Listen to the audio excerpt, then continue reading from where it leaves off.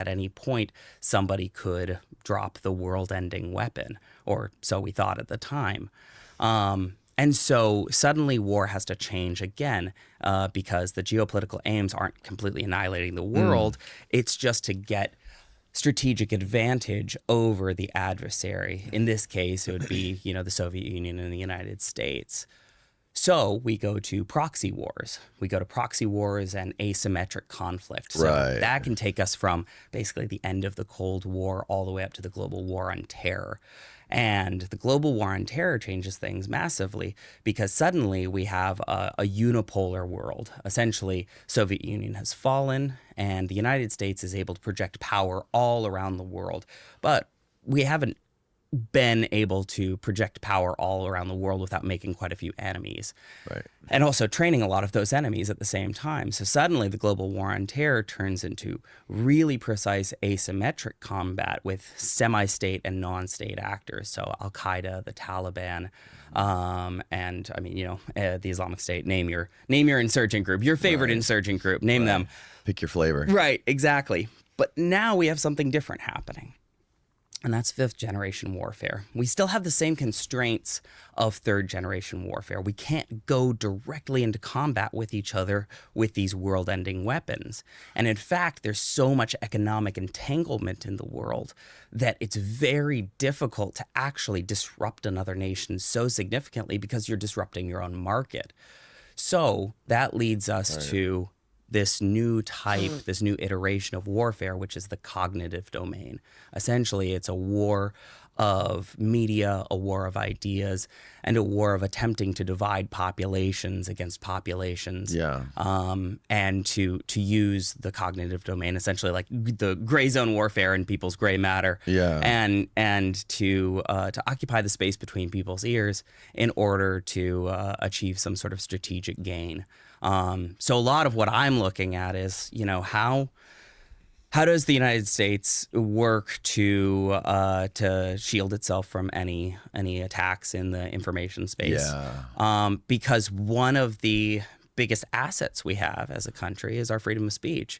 But that also leaves our information space massively open to any sort of incursion by potentially belligerent actors. Mm-hmm. In fact, there was this one psychological operation. I think the agent who did it was a guy named Ivan Agayants. This was in the 1960s. Mm-hmm.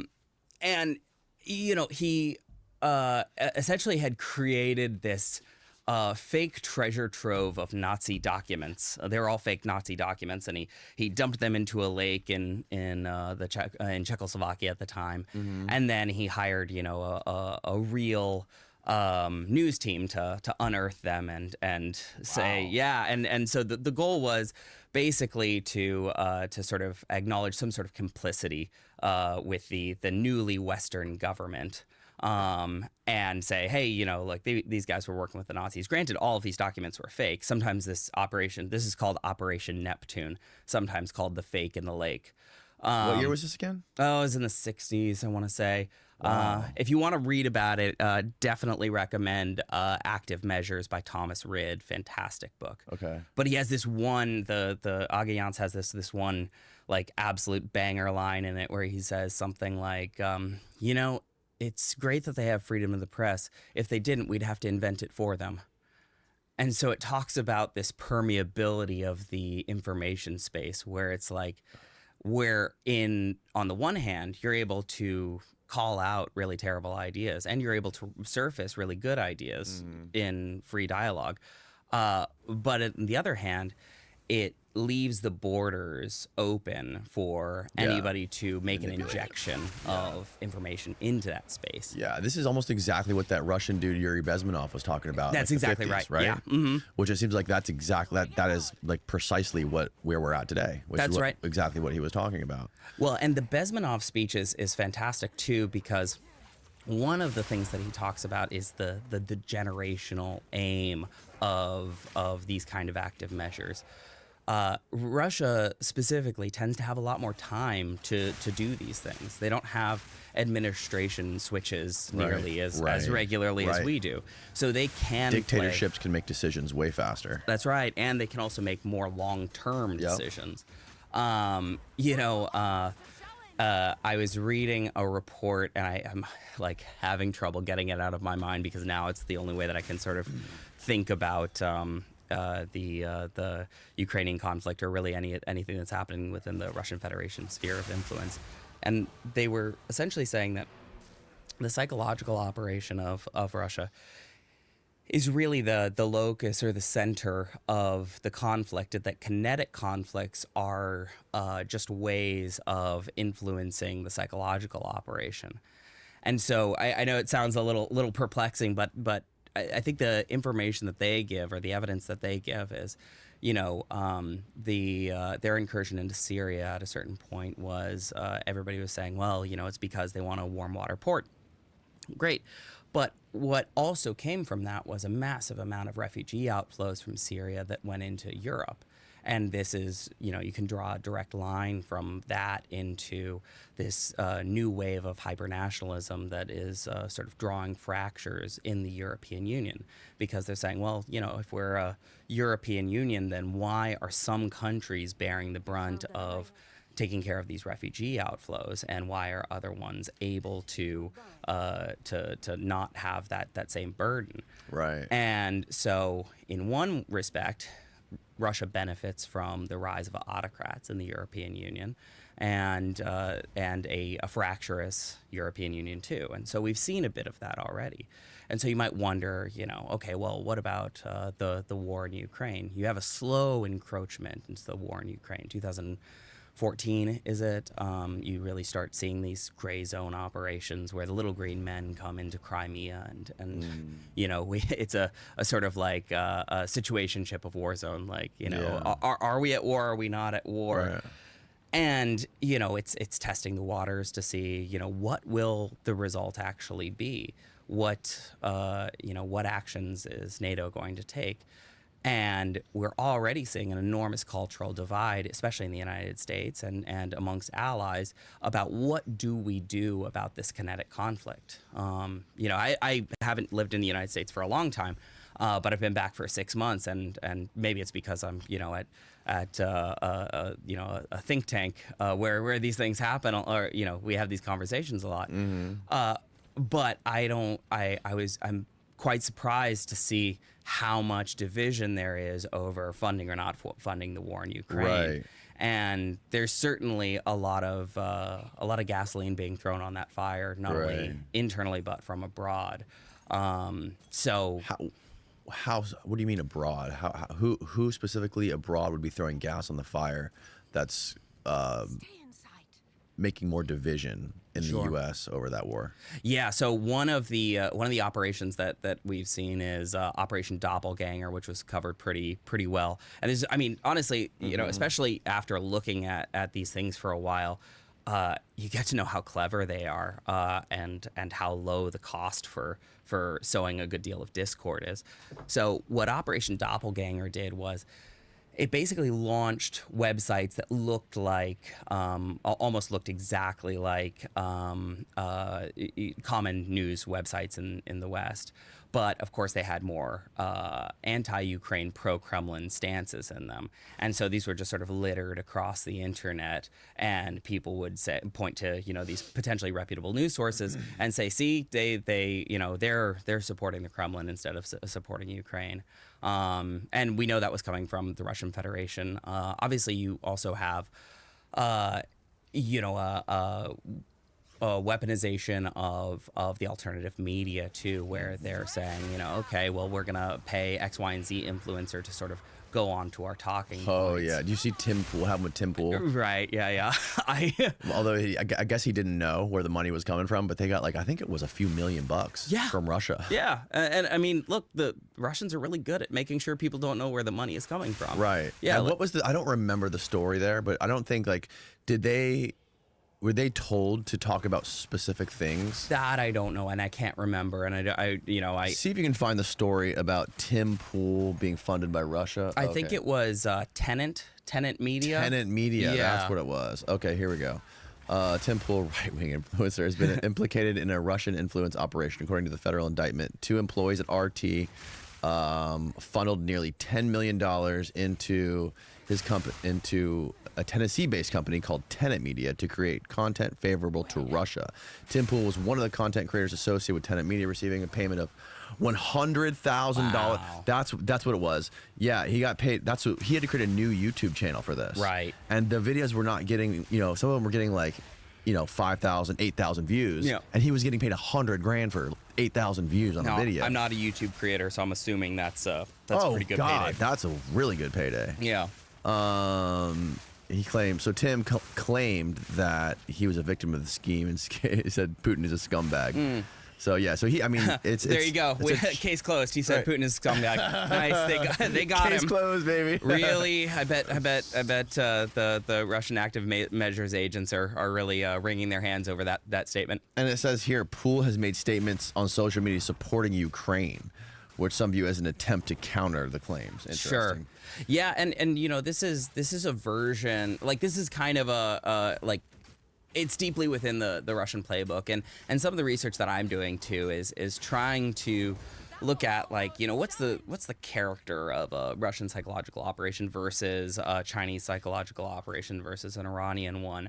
Like, how are they fighting a 5th generation war? And they tend to be very different than one another. So Russia has been doing this stuff for a long time. I mean, obviously, is it Bezmenov?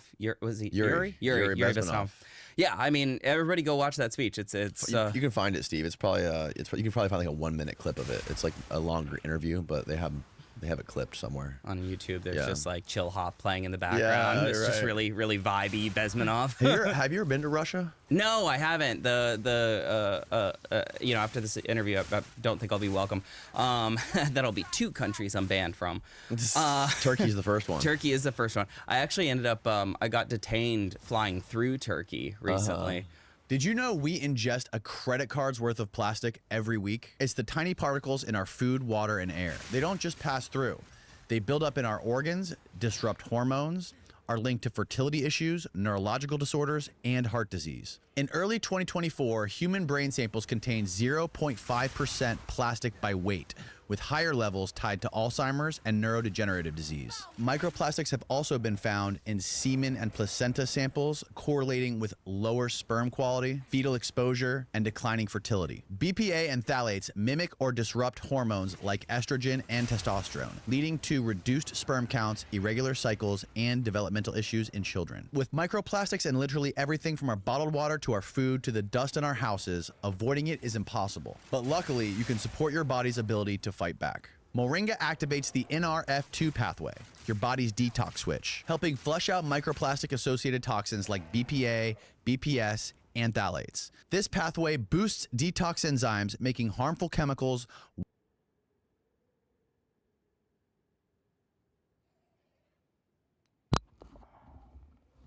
So at least while I'm doing stuff, you can know why I'm doing it. I'm about to go to my skills because the problem is I'm thinking about where I'm going to go next. You have 24 weapon set points. So I have 4 skill points that are not normal. And the 2 I really want are this one. You take 10% of damage from blocked hits, which is 1, 2, 3, 4. Or this one. Parry damage. Parry has 20%. You just want the parry damage, and then right here, and there's like another parry damage somewhere. I gotta find the parry damage. There's another parry damage. I could just search it. We just want the parry damage maxed. water soluble for easy excretion. Not all moringa is created be able equal. to sit there. Many supplements use lower quality sources, root, bark, or contaminated powders, lacking the full spectrum of benefits. Plus, moringa naturally tastes bitter and unpleasant. And this is what led me to Morning Being by Verso, a rich, chocolatey coffee alternative. Packed with moringa, cocoa polyphenols, and electrolytes to help detox, fuel energy, performance, focus, and longevity.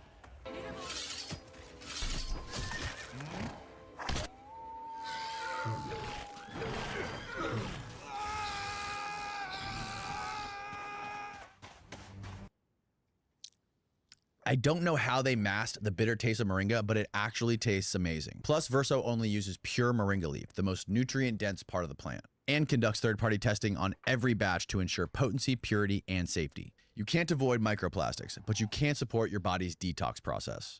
Start your day with Morning Being for research-backed detox, energy, and health. Click the link below or visit ver.so/Danny and use the code DANNY for 15% off. That's ver.so/Danny and use my code DANNY for 15% off. Thank you, Verso, for sponsoring this episode. That's it, Steve, the top one. There he is. Actually, find a Please spell short. several. This is 13 minutes long. See if you can go back and see if you can find a short because it'll be condensed. There you go. The second one. Try that.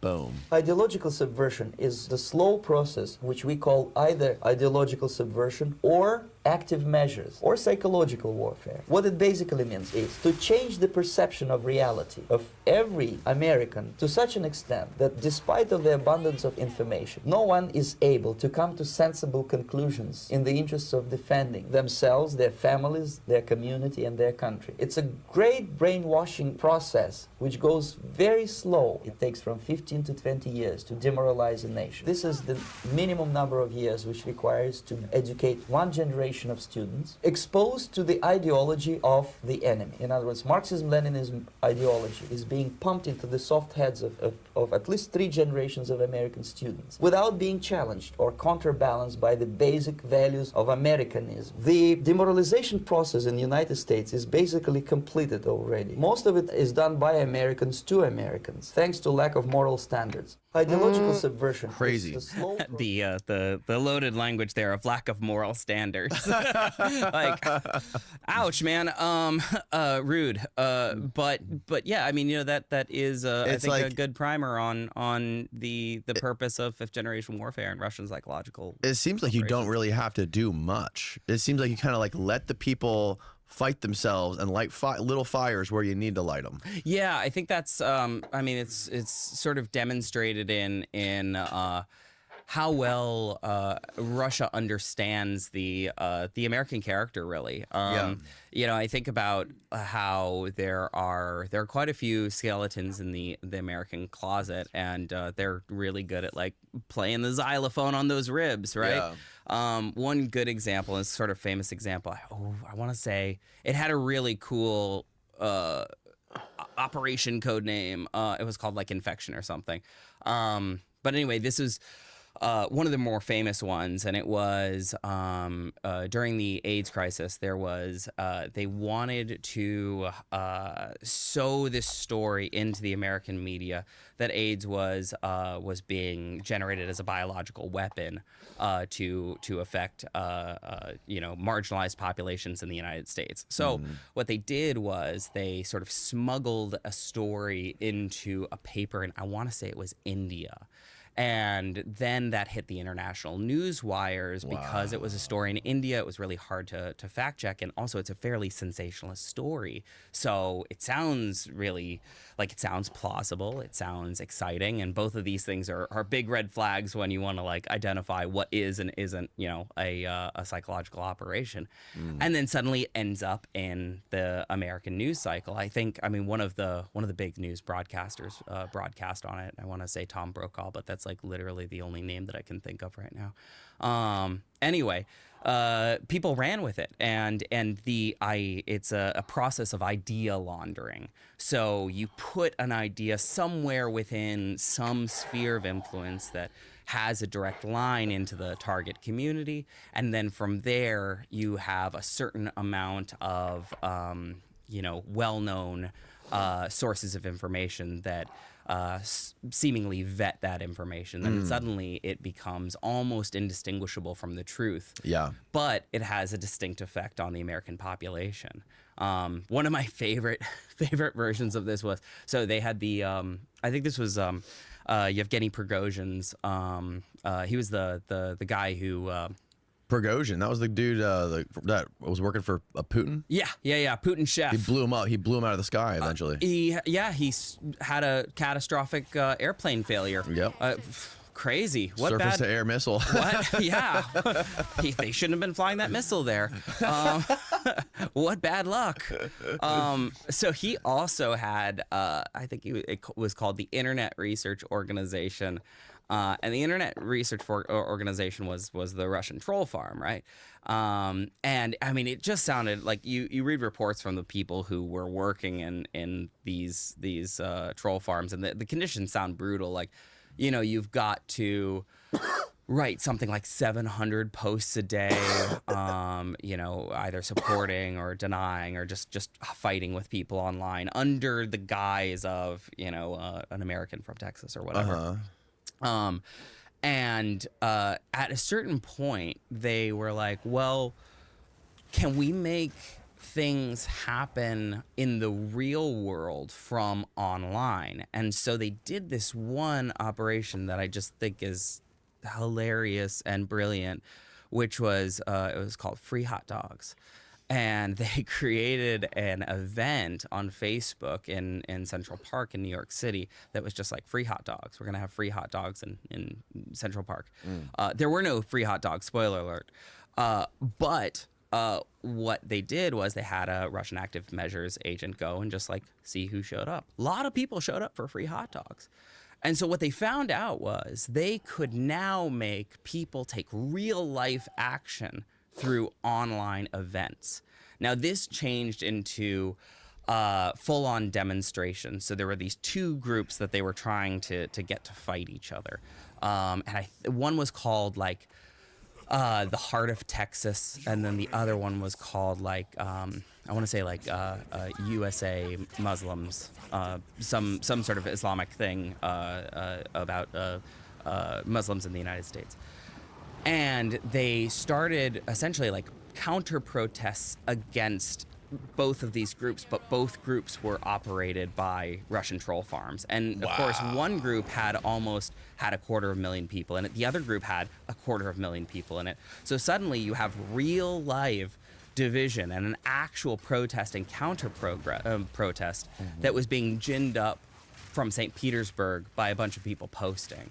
And now this process has gotten so much easier that it's insane with artificial intelligence and LLMs. You can have actual agents, not human agents, but LLMs running around the internet and just generating hundreds of thousands of posts for you. What the?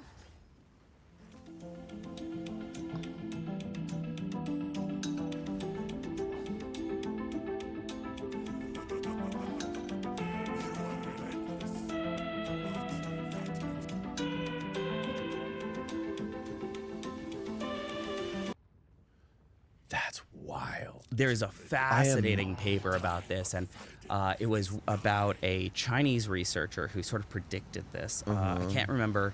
There is a RAND report on this. I think if you look up Chinese disinformation, then you can read the RAND report about it. But there's a RAND report. Yeah, most of the most, if not all. I mean, there's certain classified RAND reports. Yeah. And then RAND reports that are classified and then eventually declassified. But I think you'd be surprised how Chinese different. These reports are fantastic, and they're incredibly dense. So yeah, they're all publicly available as well. I don't know if it's this one that talks about it, but there was a Chinese computer scientist who sort of saw the LLM, large language model AI, opportunity coming. The funny part is, and initially he was sort of whooping his laughed ass. at, and they were like, well, that's Literally not getting actually hit going to be a by thing. one But hand he mechanic. came up with the idea of these That's the artificial only intelligent reason I'm dying agents, the entire but he game. called them souls, right? It's just So you would come up one-hit with a mechanics. digital soul or an army of souls, but really what these were very realistic fucking arms social media pushing. profiles that had, you know, a full history, so you could sort of vet somebody's full history.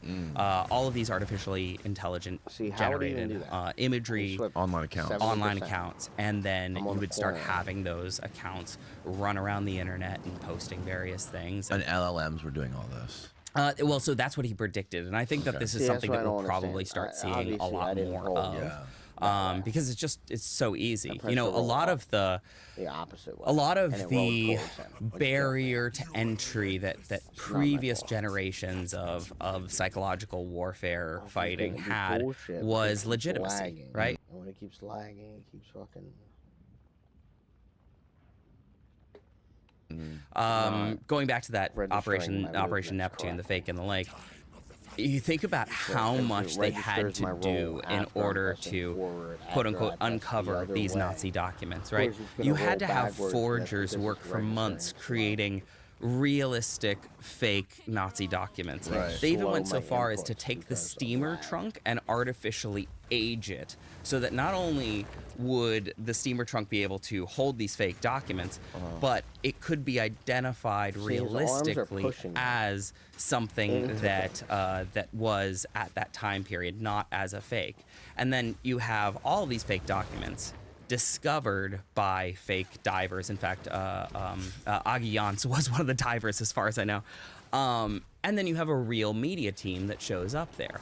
Yeah. So that's an enormous barrier to entry. Like, you have to have this army of forgers working for months to make sure that everything stands up to scrutiny. Now you have an artificial intelligence agent that can work, you know, within a matter of seconds to sound plausible or to sound realistic. how his arms Then you pushed can me launder back? the idea through any number of different websites to make it sound as if this is somebody speaking from a measure of authority. Yeah. And so as the bar lowers to affecting the information I dodged space, it. it becomes seen me easier and dodge it, and easier it for still hit both me. state actors and non-state actors to start messing with the information space of a country. Yeah, if something sounds sensational enough or sounds logical enough, all it takes is one person to report on that story, no matter where, no matter how reputable the original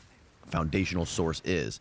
As long as there's a second source, somebody who reports on that, someone else might find that interesting, might make a video about that. Some other bigger reporter or content creator could see that and make a video that goes like really viral. And then once you get 2 or 3 sources removed, then it's just like a free-for-all. People aren't going to be going back to the original source to see if that was a Russian agent or a Chinese psyop. Well, and They're going to run on it because it's a huge story that's going to get them a lot of page views and make them a lot of money. I mean, I've heard you know, dealing with this. Yes, I'm a fan of your show as well. So I listen to a lot of your episodes, but I hear you sort of struggling with this from time to time regarding like UFOs and Egypt stuff, right?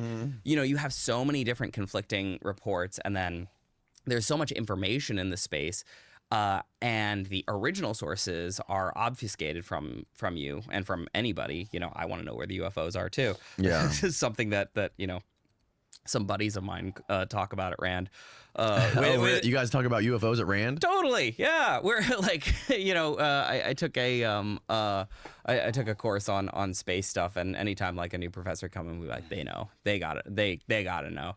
But then you also realize how stovepiped information is, and you know, if anyway, so the thing that I think is, it must be really frustrating for you.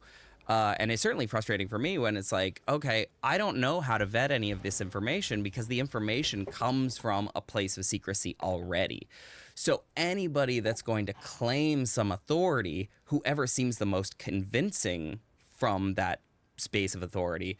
I guess they're right. And then, when there's conflict in the space, it seems like everybody's just going to throw the other guy under the bus and be like, oh, that's a PSYOP. That's Right. CIA. They're little Right. green men are CIA. But these aliens, like the Pleiadians, they're definitely like legit. Right. Think about it like this. Imagine if a person like Joe Rogan would be a good example. I don't know. I'm sure he does quite a bit of background and research on his guests before they come in. Yep. But maybe there's one day where he was hungover or in a rush to do something, and he came across some article or someone forwarded him some Instagram clip of somebody talking about something really interesting to him, and he was like, "Oh fuck yeah, get this guy on the show." Right? And this guy comes on the show, talks about all kinds of crazy things that no one's ever heard of, or things that are blowing his mind that he finds super interesting, puts out the podcast, gets millions and millions and millions of views. Now all of a sudden there's all these millions of other podcasts that are trying to get this same guy on their show. They don't have to do any Joe Rogan had him on. Yeah. What other than the fact that this person's talking about, it's going to get you a ton of views and make you a lot of money, what other background checks do you need to do on this guy? Because he was on the #1 podcast in the world. Yeah, because they've leveraged the authority of that Exactly. platform, right? Think how easy that must be for some. I mean, if there were Russian or Chinese or any kind of foreign agents doing that kind of work. Well, you also, I mean, a lot of what I've learned in studying national security, at RAND, which I should say is a fantastic program, and like the teachers that we have are like, it's really cool to be in a room with people who think about this stuff at all times. But one of the things that you sort of consistently discuss is like cost benefit, right? I think oftentimes conflict is really fought on a spreadsheet first, which is how do you maximize the impact while also lessening the cost. And information space attacks just happen to be really cheap, and getting cheaper all the time. So long as you have access to that messaging surface or you have access to that point of authority. Yeah. And sometimes like the idea is, I don't care as much to change people's thoughts. I just care that they act a different way. So the thought can be any number of things. It's not necessary that you change somebody's beliefs. You just want them to act in a way that is strategically important to whatever your aims are. Have you noticed on the internet, I don't know how much time you spend reading comments or how much time you spend scrolling through X. Just comments just on the video that I did here last time. That's and it? I Okay. just got absolutely shredded. I'm surprised you came back. I did, yeah. Congratulations for overcoming that. Thank you. I am a deep state operative, and you guys are all right in the comments. So, I'm here again to be hurt emotionally. Taxes was taxing. Now taxes is relaxing when you file for free. I can file for free? TurboTax. It seems like at least in comment sections, I've noticed this recently, that blaming Israel for everything seems to be in vogue right now. Yeah. And I notice it more and Good, more in obviously. comments though, like comments on Twitter or X and on YouTube. Like for example, I saw a clip the other day of, I think it was actually a clip of Joe Rogan's podcast where he was talking to a bunch of like MMA dudes. Or no, it was Eddie Bravo. Okay. He was talking to him about JFK. Okay, yeah. And then That would be the right guess for that. and then every single comment on that video was like, not one mention What of do you get that Israel. from playing? I can't fucking believe Joe Rogan must be an Israeli agent. He's an op. Sure, Because he yeah. didn't say the word Israel when they were talking about JFK. There's this crazy thing where everybody, not there's a all good lot of people on the internet Yeah. that want to blame Israel for killing JFK. That seems like a stretch. I don't know. I'd love to hear their argument for that. Well, there's two easy arguments against Okay. it, Yeah. right? It's because in 1963, did Israel have the means to kill JFK and wrap up the FBI and the CIA to work with them to cover it up and to make it happen? Is that the general argument for that Well, kind of thing? that's one of them. is Okay. Would Israeli intelligence or or Israeli military be able to get the U.S. military, the CIA, and the FBI to help them kill their own president because of what the argument for it is because people say that Israel wanted a nuclear bomb, and Kennedy wouldn't let him have it. Got it. And right after Kennedy was killed, I think some uranium was smuggled out of a plant in Pennsylvania. Okay. That's true. That did happen. But to say that they killed the president over that and got the entire U.S. government and intelligence agencies to help them do it is kind of crazy. That's really fucking crazy to say.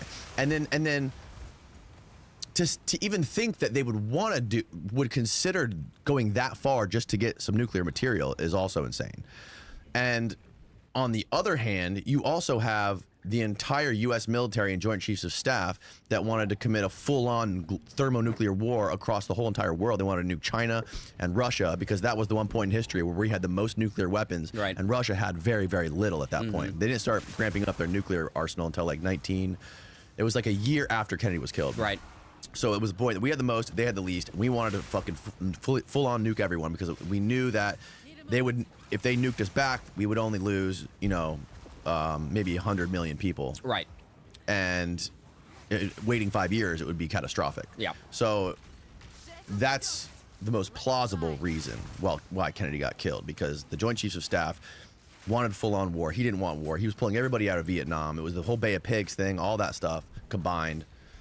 But everyone wants to blame Israel. Yeah, I think that part of this is also, and also a lot of UFO people think that it was because of UFOs. What? There's so many different flavors of JFK. I was gonna say I just because of the release recently, I was like, I got to get into this because I just haven't researched it. I've been too busy with unrecognized nations. And then I started dipping a toe into the waters, and I'm like, this goes way too deep. This will either consume all my life, right. or. But immediately I was really confused to sort of like what the dominant most plausible theories were. But I think it's interesting you say it like. It's either UFOs or Israel. Israel.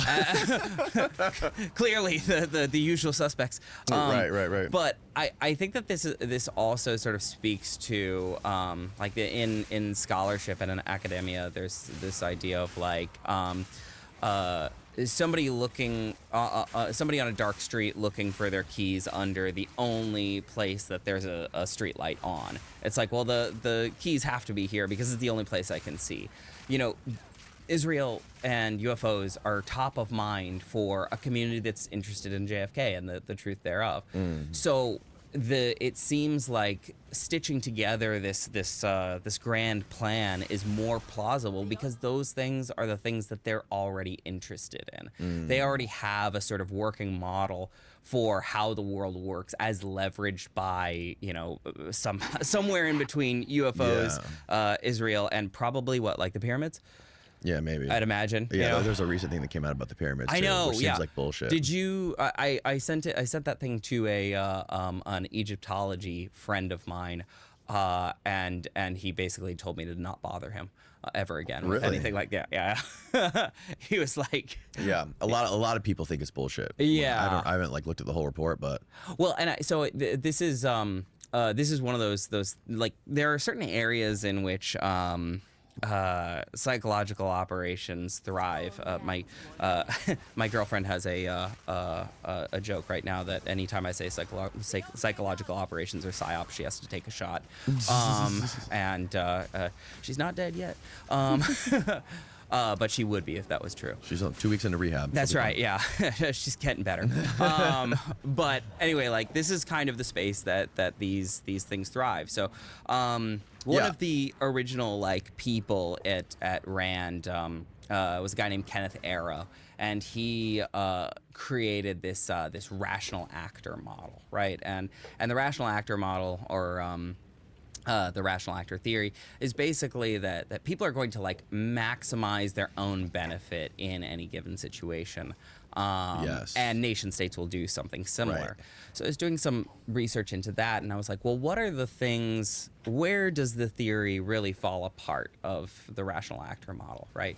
And it was really interesting to see the places that the rational actor model falls apart are really the sort of weak spots in terms of getting people to believe parallel realities. So biases, just cognitive biases, are one one way of leveraging information into somebody's head. So a good cognitive bias, particularly with what you just talked about, is the availability bias. Like, somebody has just come from reading an article about UFOs, and now they're reading about JFK, and they're also reading about Israel at the same time. Right. Suddenly they have a grand theory about how they're all connected. I can see that. I can see the idea there and how that makes sense. But at the same time, I feel like a lot of these comments, at least that I'm reading, it seems, and also the sudden rise to this kind of rhetoric online seems very unnatural to me.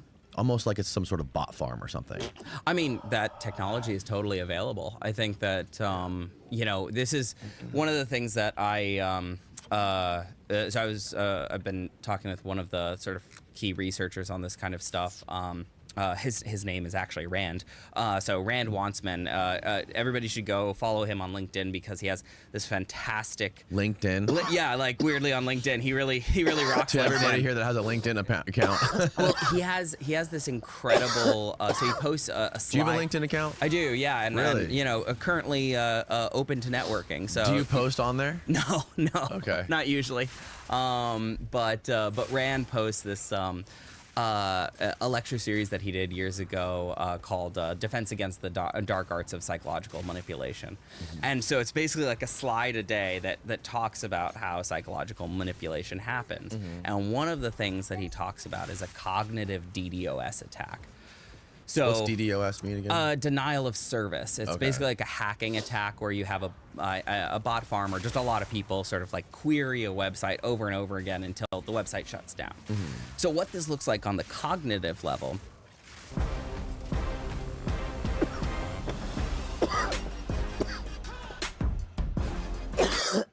is, let's say you're waiting for an important piece of mail, and you go to your mailbox, and that message that you're waiting for isn't in there, but you have 100 other pieces of mail that say nonsense on them or they're junk mail, right? The next day you have 1,000 pieces of mail, right? Eventually, it's going to be too costly from your time and your just effort to go through all of those messages to find the message that you actually want. And eventually it's going to just be it's just too costly to go through all of that information in order to find what the signal is. There's too much noise, not enough signal, basically. Right. And so by sort of assaulting, let's say, a hashtag or a news piece with a bunch of information that is sort of nonsensical. In fact, I think Steve Bannon calls this flooding the zone with shit. Essentially, you can make the noise go away or be so reduced that you're never going to be able to hear the signal within it. So when you're talking about potentially bot farms or just dumping messaging into these spaces, there might be, it could very well be, it could be a cognitive DDoS attack where there is a bunch of noise going into a space just because they're whoever is trying to obfuscate the signal is doing so. I mean, I think this is something that you certainly experience with UFOs as well, where it's like everybody is coming in with their own hot take on UFOs, and also they're fighting in the space at the exact same time. So the game isn't to generate a truth statement from the conversation. The game is to win the conversation. Right. And that doesn't actually surface the truth. Right? I mean, I don't know. I'm still... you have no incentive to prove anything right or wrong, right? It's just to gather more eyeballs. This is I've been writing on my newsletter about sort of trying to coin these new phrases, right? And so this is something I call the Napoleon's penis problem. I saw your TikTok. Yeah, right. Okay, so I'm trademarking it for the world right now. Napoleon's penis problem. Ever have one of those days where you have tons of tasks, you're on the move, and then you finally realize you haven't eaten yet? That's me between the gym, my kids, the podcast, and working with the CIA, which is why I keep my Huel Black Edition literally everywhere. What used to be powder now comes as a drink. Try it out yourself and get 15% off with the code Danny at Huel.com/Danny. It's stupidly convenient, and I keep it in my truck. There's no prep, no hassle. Just grab it, crack it open, and boom, you're good to go. It's cheaper and healthier than fast food, and so it's an absolute no-brainer. It comes in 4 flavors: chocolate vanilla, iced coffee, and strawberry banana. My go-to is chocolate because it's smooth, not overly sweet. Because I don't know, he's Napoleon. Was this in his will? It was. There are different reports on why exactly. Some people even say that the priest that was around was mad at him.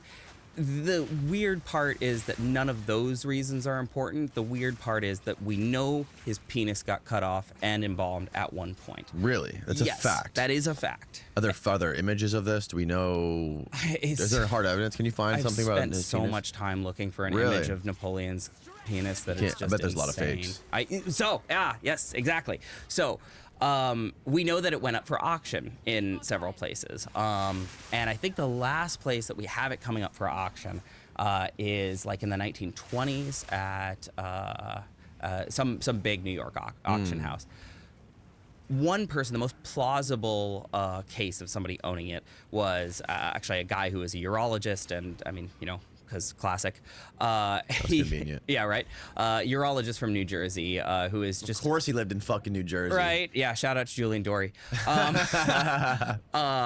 He, purchased this thing, and he was also a big collector of all these other, sort of strange tchotchkes. But there are other claims to who owns Napoleon's penis, right? But we're in a situation here, right, where you can find the truth. Like, you can do a DNA test of the truth. But all of the actors within that system just have negative incentives based upon actually finding out what the truth is. Because what could happen is they do some DNA test, and then suddenly they're like, wait a second, I have somebody else's dick.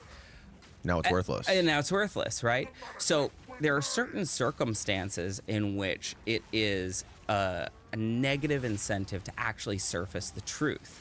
And I think that this happens in places like the UFO community, in conspiracy communities, and certainly in political communities Moon too. landing. Moon landing, right? That's a perfect example of it. I think one thing too that I constantly have to be on guard against is like how fun all these stories are. Like, I love them. Like, it's American mythology, It really right? is. Like the conspiracy theories are the American art form. Like there are myth making. Because we don't have these sort of like deep cultural myths, but we do have a certain apparatus of sense making around these things that we all sort of share, right? And I think that by making sense of them in these ways that are, one, really entertaining and super interesting, and two, some of the stuff is partially real. I've been yearning for this moment. Hi. Found you. Oh. Want to have some fun? Thanks. I'm going to hang this on my ass. Not what I'm looking for, but it's mine now. Allows us.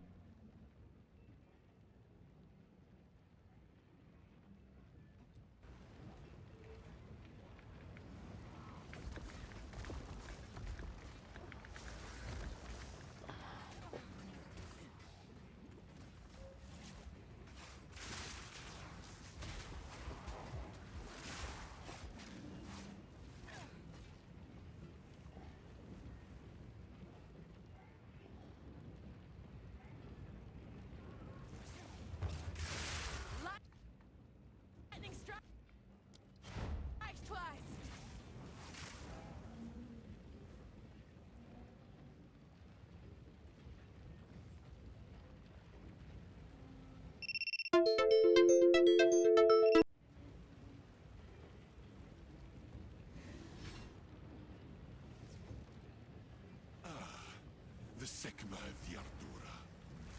Bow before your king. A gift we pay! Submit! You are finished!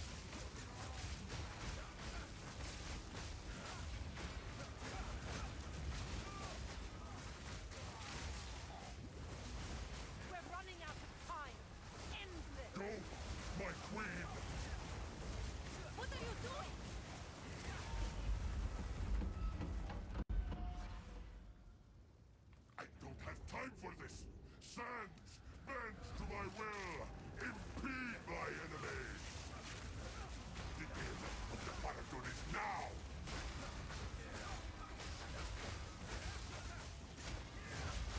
Our gift to you. Grind you into dust.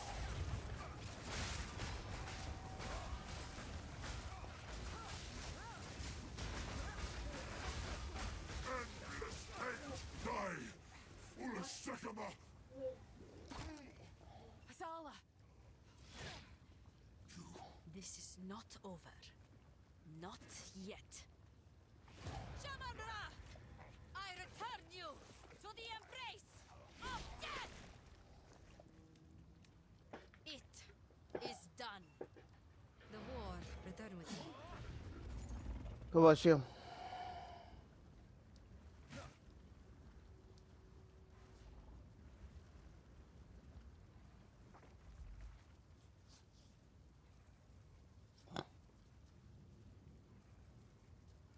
I just paid him real quick, get that done. Boop boop. No leveling up, no having to do all that bull crap. No.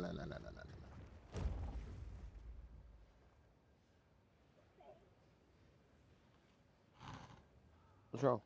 Nothing. Somebody was like, okay, anyway, you gotta change boombox with Well, listen. He might be telling you that, right? Because your towers and his tower, if you switch, might work better together. You know what I'm saying? They might have better synchronicity, which means they work very good together. Which means maybe he's a little bit older, or he's played a little bit more. Maybe he has a strategy, and he's thinking, okay, this kid's, he knows what he's doing. He's got a lot of stuff. Can you change this? Because you've already got all the other good stuff I need. So sometimes people are trying to be mean. Sometimes people are just trying to tell you, like, yo, can you switch so that we can do better? You know? That's the problem with typing. When you type people, you can't tell how they say things. You know? Because I could say the same thing, but I could say it 3 different ways. You know? I could say, Damien, don't do that. I could say, Damien, don't do that. Or I could say, Damien, can you not do that? See, I said the same thing, but I said it 3 different ways. So it could be the same way. He could say, yo, you need to change that. Or he could say, you know, can you please change that? Like, it'll help us better. You know what I mean? You never know how they're saying it. That's the problem with typing. So you shouldn't always assume how they mean. Well, capitals doesn't mean nothing. Sometimes I speak. capital means you're young. No, it does not. No, it does Normally. not. Normally, yes. Normally, yes. But you should not always take it as capitals means young.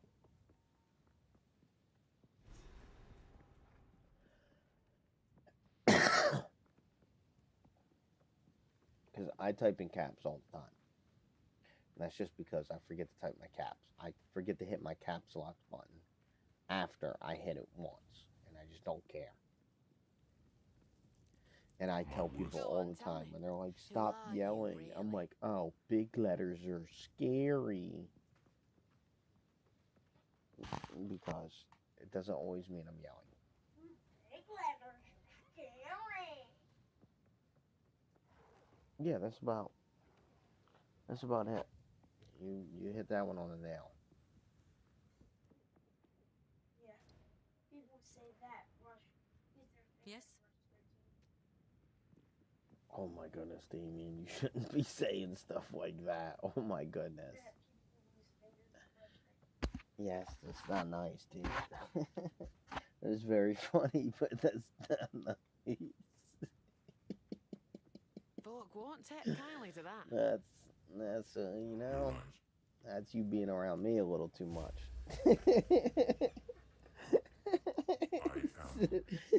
Was I all I can at least while I spare ruins. I don't believe it.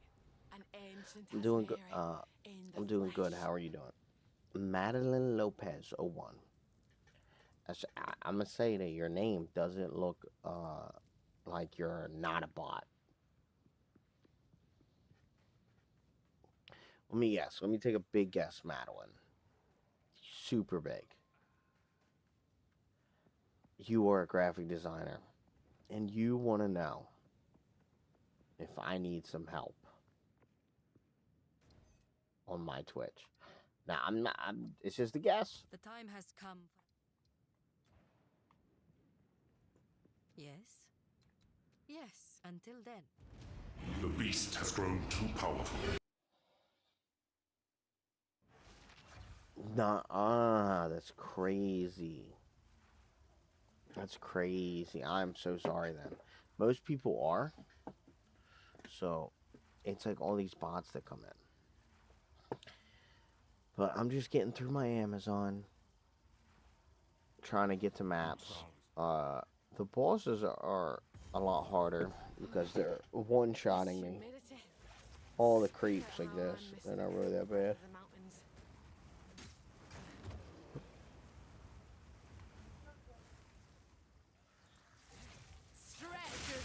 Luna just got smacked. Yeah, well, Luna just scratched me. More coming out of the water. So I smacked her. You're mine. Lightly. She scared me. When she scared me, my reaction was immediately to smack towards her. Need a moment. I was scared. I didn't know what hit me.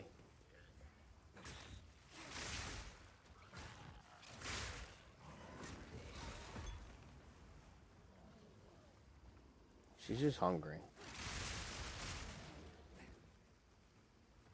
When she gets hungry and when it's time to eat, that's when she comes over to me and let me know.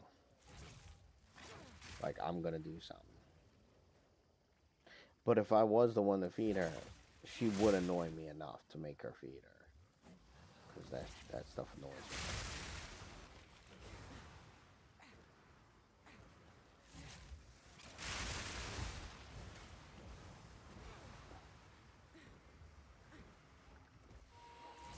Again? Why is it every time they power this boss up? There's no end to him. Let's get a move on or else. Need more time. It's so easy.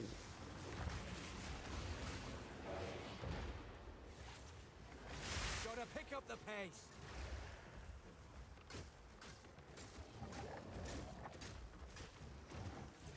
Lightning strikes twice.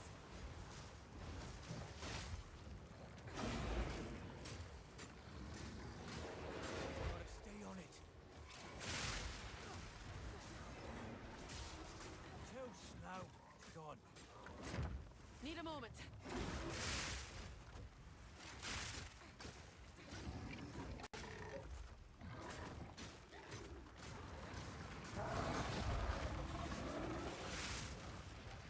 Everywhere I go, the Rathin's always a step ahead.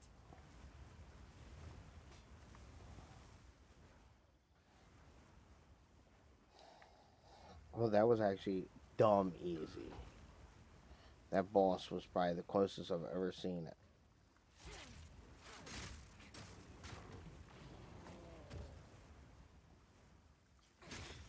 So soon we're gonna fix the time on my keyboard, Damien. When we fix the time on my keyboard, obviously I know how to do it without you. I'm going to bring you with me so that you can watch how I do it. So that you can kind of learn how to do things a little bit by yourself on the computer. This isn't exactly how you will find out how to install or find the programs for all keyboards, but it will give you the general direction that you will probably find 90% of programs for keyboards you will ever use the way I'm showing you. Computers ain't gonna go away no time soon, so the more you learn about them, the better.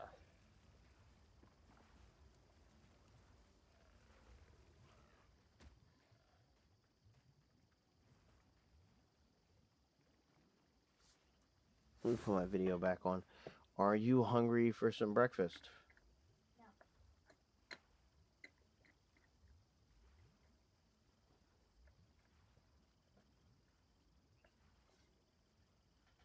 What'd you say? No.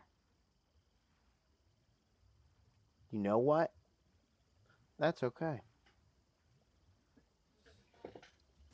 I don't know. Are you mad about that?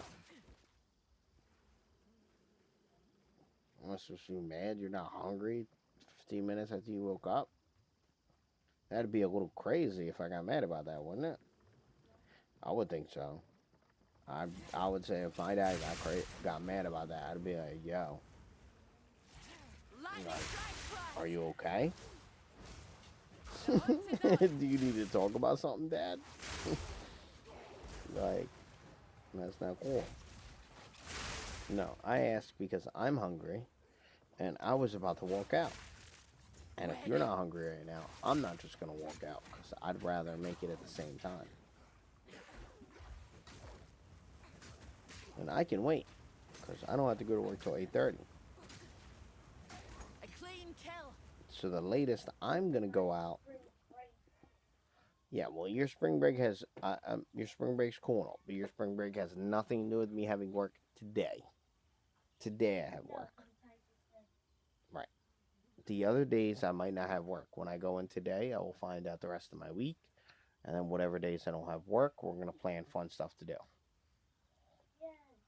But I need to know what days I have work this week. And my boss isn't the type of boss where I can just text and be like, hey, what's going on for the week? He gets a little annoyed when I ask him that. So what I have to do, from learning my lesson, from asking him, and him getting annoyed, is I just basically have to wait till I go into work, wait like 20 minutes, and then be like, hey, what do we got planned for the week?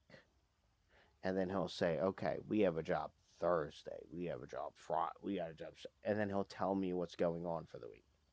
But if I text him and ask him, he gets a little angry for some reason, which I've learned my lesson. So I have to wait till I go in today, and we'll find out the rest of my week.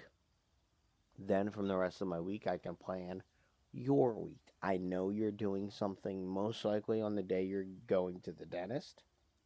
I know you're probably doing something that day. I know that for a fact. I know Friday, if I don't have work, we will do something. I know during the weekend, if it's nice, which it should be, we will do something. But today's Tuesday. I have work on Tuesday. We're probably not going to do anything today. Might go to the park again if you want. Then, yeah, I mean, maybe we can think of something else. I don't know. You know? But when I come home from work, I don't know what time I'm going to come home. I think he said... Let me check my phone. But I think he said a water heater. But the problem is, if we have just a water heater, that's not bad. I'll probably get home 2 o'clock. But if we have a water heater and then somebody calls us at 11 o'clock and says, hey, my sink's leaking. I'm right by Andy's house. Do you think you could come check me out today? And of course, what do you think he's going to say? If the house is on the way to dropping me off, what do you think he's going to say? Yes. Of course. Why wouldn't he, right? And why would I complain? I get paid more for working longer. So, of course, I'm not going to say, oh, no, I need to get home. Damien wants to do something. Because the more money I have, the better things we can do, right? Right? So, of course, I'm not going to say nothing. I'm going to say, okay, let's go. I'm going to hope she even though the last thing I'd ever want is for somebody's home to be flooding. I'm going to hope there's something wrong. Because if there's something wrong with her toilet or something, then I work for another 2 hours, I make more money. But of course, I don't want something to be wrong in their house because I want nothing wrong in their house. But I want to make hours. Yes. So it's a double-edged sword. I want to go. go there and find something to be wrong, but I do want to go home and spend time with you. Okay, that sounds good. You understand how Yeah. it kind of works a little bit? Yes. So that's why when I'm like, no, but there's work. Because my thought process is the more money I have, the better things we can do. But you just want me to spend more time. But if we can do better things with the time we have to spend together, it'll be more fun. You know? And then, you got to work towards getting our own apartment again. We don't always want to. We love Vava. We would love to live with her for the rest of our life, but we gotta be big boys eventually, don't you think? Okay, so we gotta work towards. So we gotta work towards that. Okay. All right. Mhm. And what about karate or something? Think about getting you in a sport. We gotta get you in a sport. You gotta pick a sport, dude. Like parkour. Parkour's not a sport. Football, soccer, karate, MMA, boxing, wrestling. MMA is mixed martial arts. MMA, you will be learning a wrestling and you'll be learning a type of fighting. How about karate? There's a karate place right down the street. I showed you. I fixed their, and he does taekwondo just like you learned. So you'll already have some knowledge. You know? He's right around the corner. We can start doing that. You can get your energy out and everything like that, Like how many times a week? I think it's 3 times a week. Alright. But is it ever on the weekends? I'm not sure. I think it's the weekdays. Okay, yeah. We can go together. And when we go together, you can ask all the questions you want. How does that make you feel? Good. Good? So we going today? If I finish work early enough, yes. Okay. If I don't finish work early enough, we can call. Or would you rather go in? Because When do I start next week? we didn't pay for anything. We didn't tell them what we wanted. Do we even talk to them? So how can we set anything up if we didn't talk to them?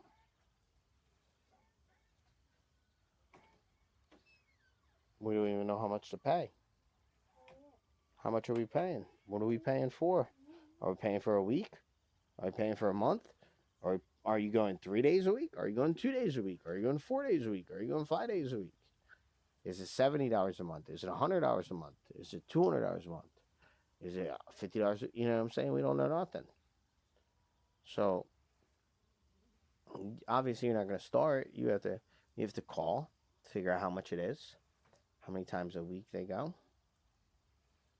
If you like it, you know what I mean? If they say, oh, it's 3 times a week, and you're like, okay, I'm good with that, then yeah, maybe.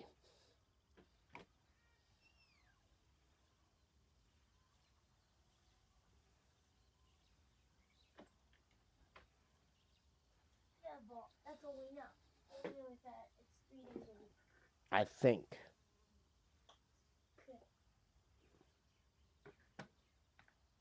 Okay. So we're not sure if it's 3 days a week.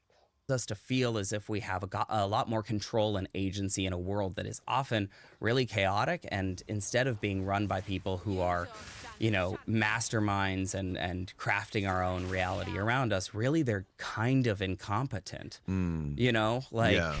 It's a lot more comforting to me anyway, that like some evil mastermind is twisting a mustache and bending the world to their will, than it is that somebody sent an email the wrong place and then suddenly war plans were leaked. Why do you think that is? Why do you think it is that our society is the one that is most prone to this kind of stuff? It seems like we're the most prone to ideological subversion or divide, or we're like it seems like, I don't know, because I haven't been to a lot of countries, but it seems like we are the most fractured, and we have so many things going wrong. Like we have not just in our minds, but like I think 40% of the U.S. population is obese. I mean, it's not good. Yeah, I mean, do you think it has anything to do with? And you've been to a lot more countries than I have, but like, Do you think it has anything to do with religion or religious ideology?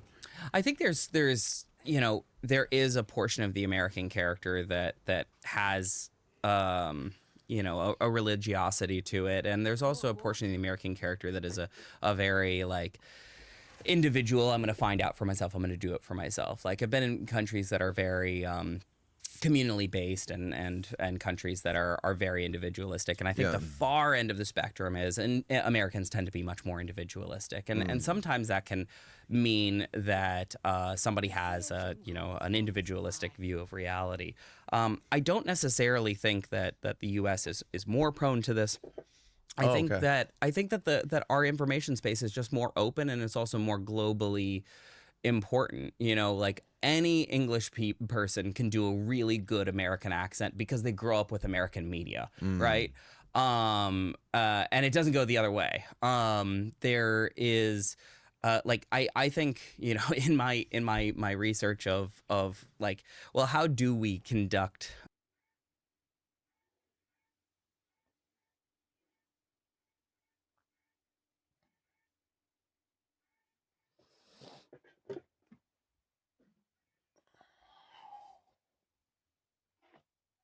You don't want me to start cooking anything for you now.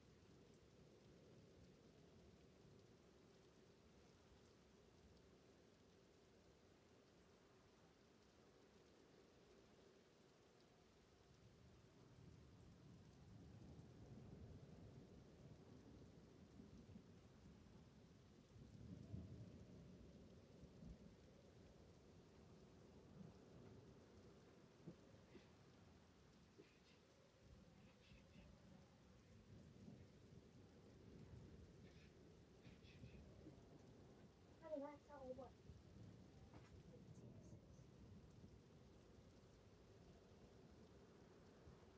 Texas? Well, I hate Tex, but I fix them.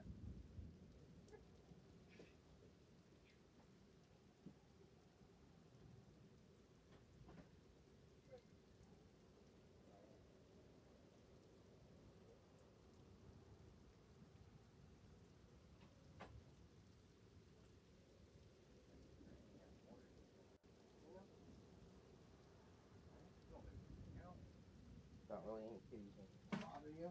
I have orange juice. If you would like some orange juice, I didn't really take a lot. One sip.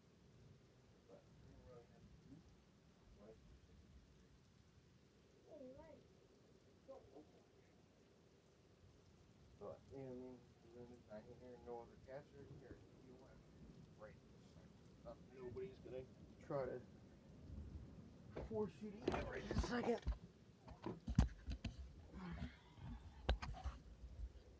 My food's cooking, which should take about 30 minutes.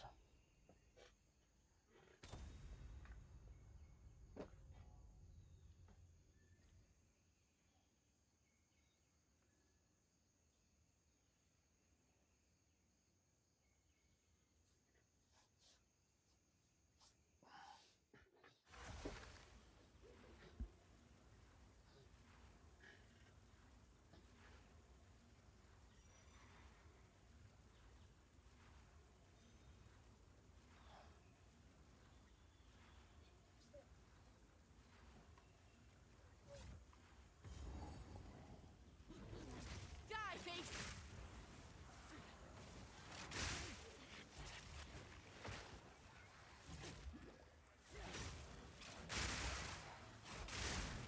Lightning strikes twice!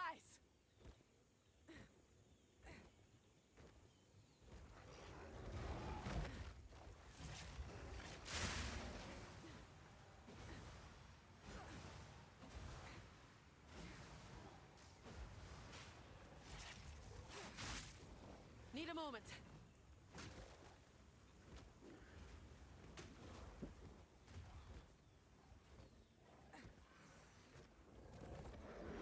Ah, you're a bigot.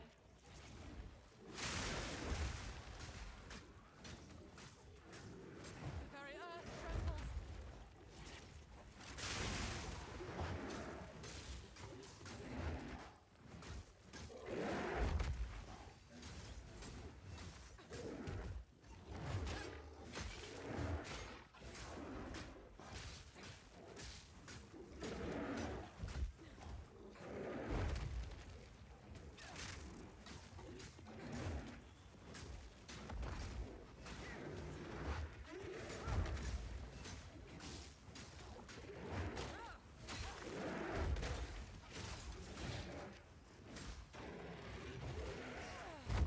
Oh, I'm dying. I'm cooked.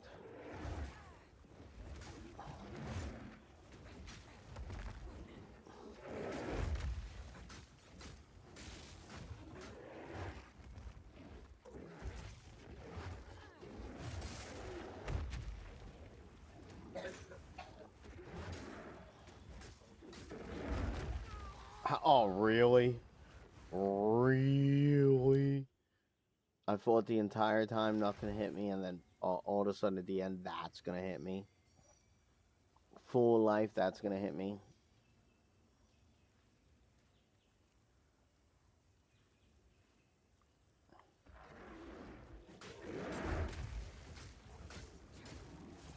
Lightning strikes twice! What just killed me instantly? It's our fire, so what just killed me instantly?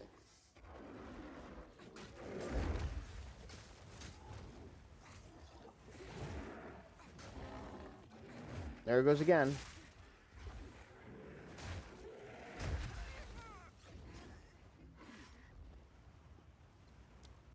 Does he have fire around him?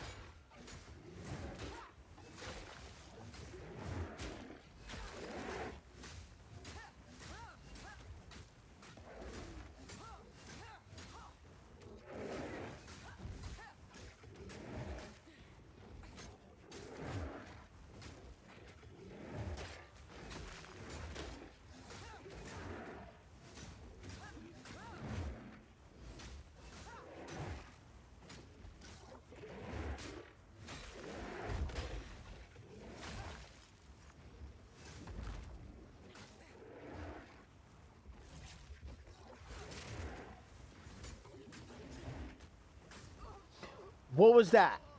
Again, what is just whipping my life to 0? I'm not getting hit by anything, but my life is just getting whipped to 0. I'm not understanding what is whipping my life to 0.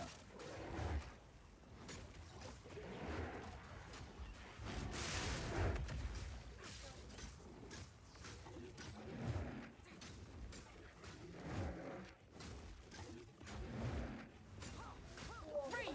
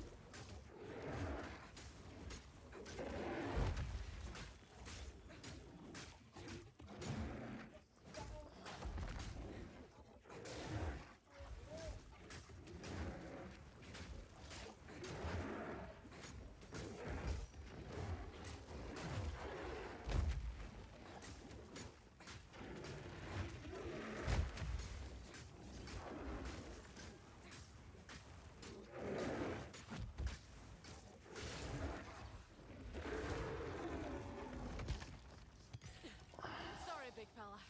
That were a fight for the end.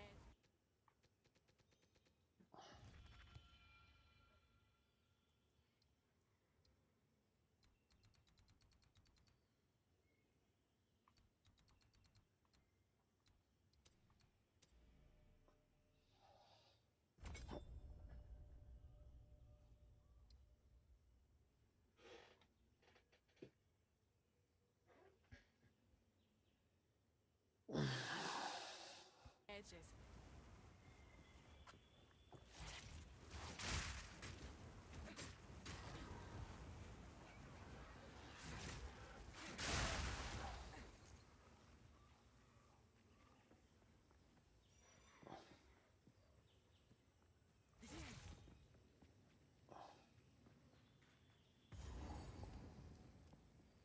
Swids, forgive me. Part of the storm.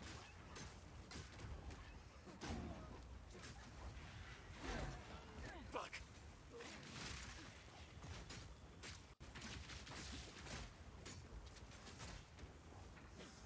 Not going down without a fight.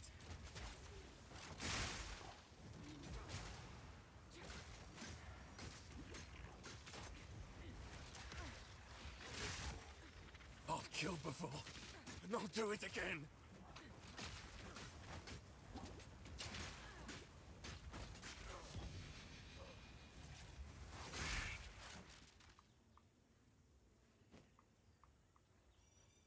I've enough in my pack already. That's crazy.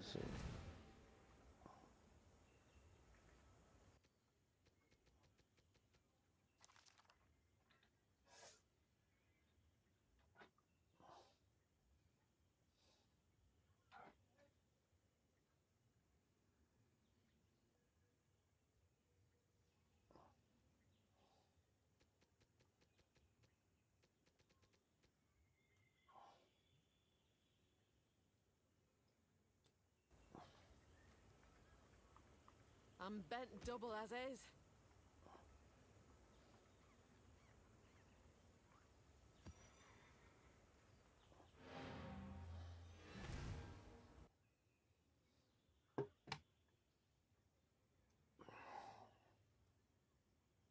I got 2 uniques from this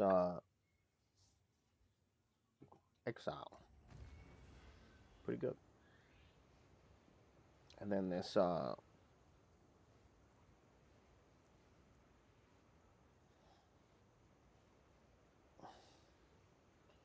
staff is pretty good.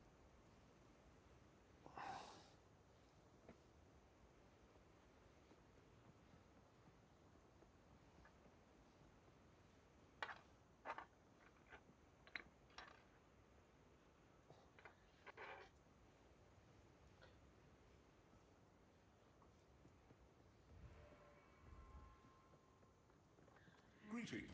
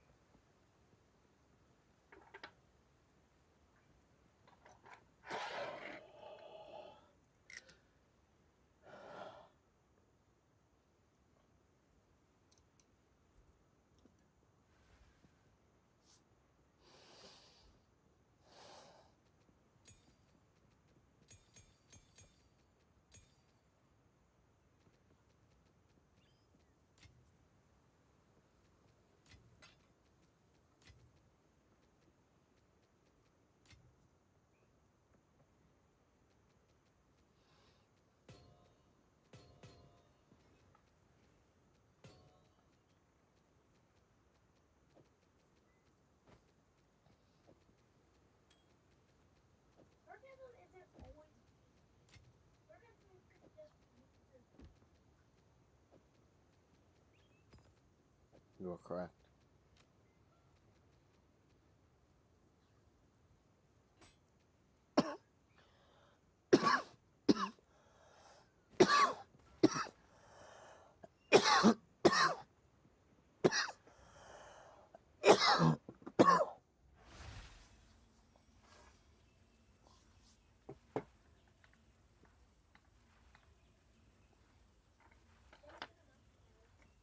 You're welcome, buddy. Sword tricks.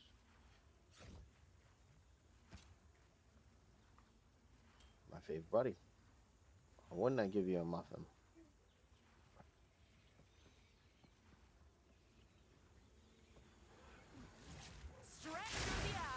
Muffin's not too much, not too little. It's like just enough to fill you if you're just a little hungry. Tower, and then it's the waste. Why? Why do More money, the more you can build. but they said it's like it's only The used hunt is on. to like level 3. Yeah, so probably some people rush that. Which means they will just... Wait. That's what I just said. People will probably rush it.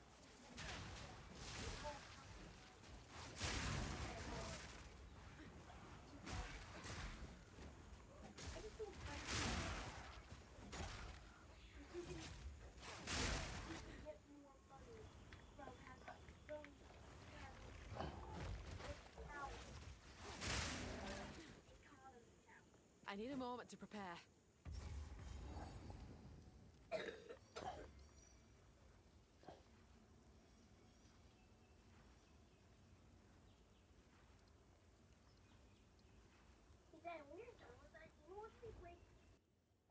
What game? I'm probably not going to be done with it. I'm probably going to game the entire time until I have to leave.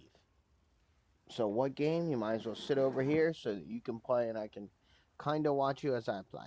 Something slithers in the dark. Because I'm going to Best be keep my eyes cooking peeled. my food and brushing my teeth and then getting ready. Because by the time I get home, I usually only just shower, eat, and then I get tired around like 7, 8 o'clock and then lay down for the next couple hours.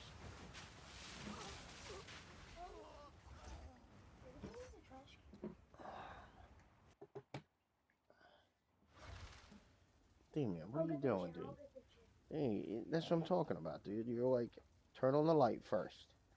Do things correctly. Turn on the light. Move this. Which should be charged. So put this back on your PlayStation when you walk over there.